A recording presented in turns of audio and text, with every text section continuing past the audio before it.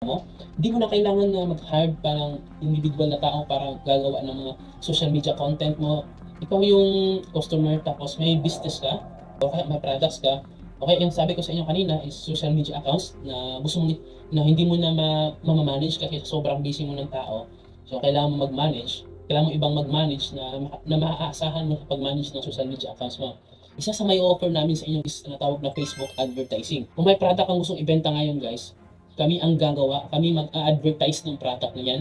So parang ganito guys, company or customer, isa kang may-ari ng gym tapos gusto mo pang i-boost yung income mo gamit ang advertising, may produkto ka, gusto mong ibenta, kuha ka ng maraming leads, maraming customer, o baka isa kang YouTube content creator na naghahanap ka ng mga tao na mag-edit ng video mo, kami na bahala nun i-edit. Sabihin mo lang kung anong klaseng edit ng gusto mo, kami na mismo gagawa ng paraan nun. Ito yung mga benefits kung bakit kailangan mo makig-connect sa agency. Ito yung una, access